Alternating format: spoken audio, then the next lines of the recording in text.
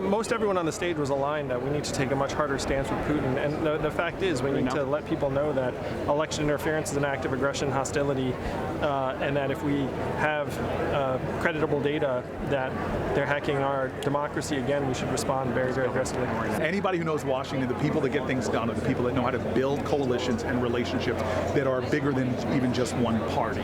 We're not going to be able to move this country forward in the way that we need to do the big things on climate change, the big things on driving down prescription drugs, even infrastructure, broadband access, environmental justice. All of these things necessitate a person that can build new coalitions that don't exist right now. And hey, that means fighting hard in campaigns. If I'm the nominee, I'm going to go to states people won't expect me because I know we got to pick up a Senate seat in Georgia, a Senate seat in North Carolina. I'm going to go all over this country to build the Democratic Party better than anybody. But you have to have relationships across the aisle ultimately, and I'm good at that. It's what's made me an effective senator. It's what's going to make me an effective president. Donald Trump's behavior on Twitter that is threatening the lives of human beings, and he therefore has lost the privilege, and Twitter needs to take his account down. And I'm challenging all candidates to agree that this is a matter of safety, it's not a matter of free speech, and that the rules that apply to Facebook should apply to Twitter. Sorry, went well. You have 12 people on the debate stage, and so it's always a battle for time. But tonight, I articulated a strong, positive vision for our country's future. We talked about some important issues. There are some important issues we didn't get to, whether it was housing or immigration or other issues. I hope people have seen from the very beginning of this campaign, my campaign has been different. I've been speaking up for the most vulnerable people in our country, for the poor, for people who often don't have a voice. I was disappointed that we didn't get to talk more about the kind of police reform that we need to do. I brought up the case of Tatiana Jefferson in Fort Worth. I was surprised that the questioners didn't bring that up because that's the kind of issue that we should be addressing. I feel really good about what the Vice President said, about what Hunter Biden has said. He's accounted for himself.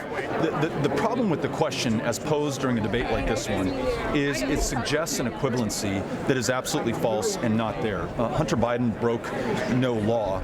Donald Trump has broken several laws. Some of them he's tried to cover up by lying to investigators, by putting the reconstructed transcript on an NSC server. Others he's committed in broad daylight, like asking China to dig up dirt on Joe Biden, perhaps in exchange for more favorable treatment in a future trade deal. I wanted a chance to try to introduce myself to a bunch of people who don't know me, to try and explain why I'm running, a little bit about who I am, what I think, why I think America has such a bright future. And so if I was able to do that, then I'm thrilled. A federal judge blocked the Trump administration from implementing a rule that would have made it harder for poor immigrants to become legal permanent residents. The public charge rule states people will be denied a green card if U.S. officials believe they are or are likely to become dependent on government assistance. While opponents say it goes against America's tradition of welcoming the poor, the administration said it's necessary to halt immigrants from draining the country's economy. Ken Cuccinelli, acting director of U.S. Citizenship and Immigration Services, tweaked the Statue of Liberty's famous message while discussing the rule on NPR. Would you also agree that Emma Lazarus's words etched on the Statue of Liberty, "Give me your tired, your poor," are also part of the American ethos? They certainly are. Give me your tired and your poor who can stand on their own 2 feet and who will not become a public charge. New York State Attorney General Letitia James filed the lawsuit that led a judge to block the new rule. For generations, the United States has been a haven for immigrants seeking opportunity and upward mobility. And the Trump administration's unlawful reinterpretation of the public charge rule turns this history on its head. I also pointed out to the president I had concerns that the L road seemed to lead to Putin. The Russians had been trying to get a foothold in the Middle East for a very long time unsuccessfully, and now the president has given them an opportunity with the Kurds reaching out to them for support in Syria. They have the Russians were the beneficiaries of any withholding of assistance or encouragement to the Ukraine. Again, Putin benefits. The Russians benefited, Putin did. The president placed some doubt about our commitment to NATO right from the start of his administration. All roads lead to Putin. Then the president said, well, the reason I'm taking the troops out of Syria is because I promised in the campaign to bring the troops home. My question to him was, is Saudi Arabia home? Is Saudi Arabia home? Why are our troops going to Saudi Arabia if you promised to bring them home? He said, well, the Saudi Arabians are paying for it. Really? We're putting our troops in harm's way for Saudi Arabia because they're paying? It just didn't add up. But what it did do was cause a meltdown on the part of the president because he was unhappy with those questions. And it was unfortunate. So I don't know what at that moment I was probably saying all roads lead to Putin. I think that vote, the size of the vote, more than 2-1 of the Republicans voted to oppose what the president did, probably got to the president because he was shaken up by it. And that's why we couldn't continue in the meeting, because he was just not relating to the reality of it. Again, we are proud of our men and women in uniform. Those who have been in Syria have conducted themselves in a way that makes us all very proud.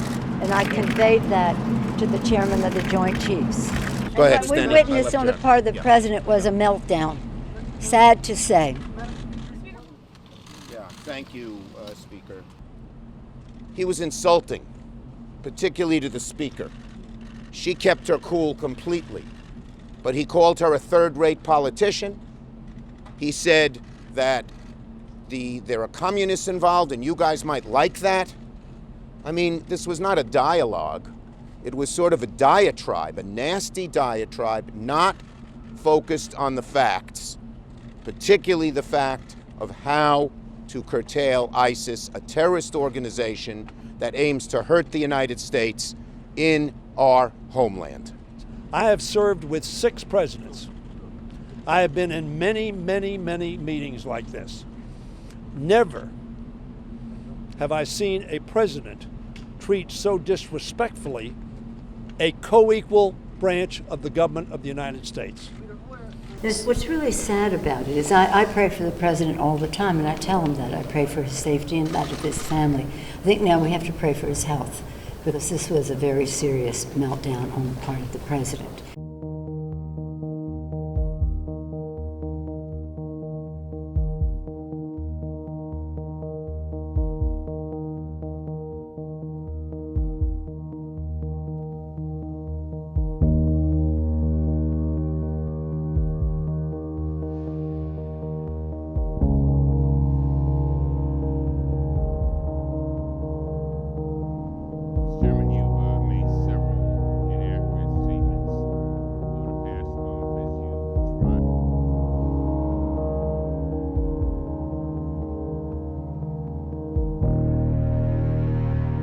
Martin Luther King, Mr. Coyne, said some words that I leave with you today before you testify. He said, faith is taking the first step, even when you can't see the whole staircase. There comes a time when silence becomes betrayal. Our lives begin to end the day we become silent about things that truly matter. In the end, he says, we will remember not the words of our enemies, but the silence of our friends.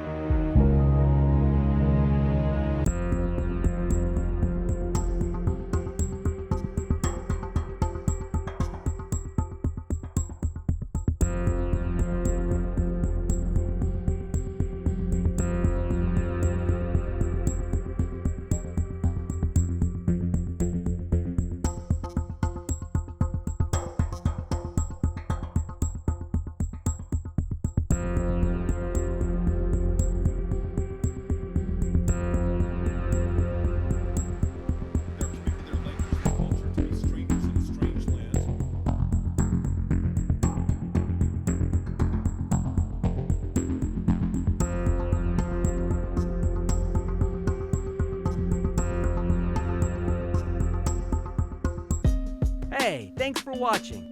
If you like this video, check out these other videos from USA Today to stay up to date with all the latest news.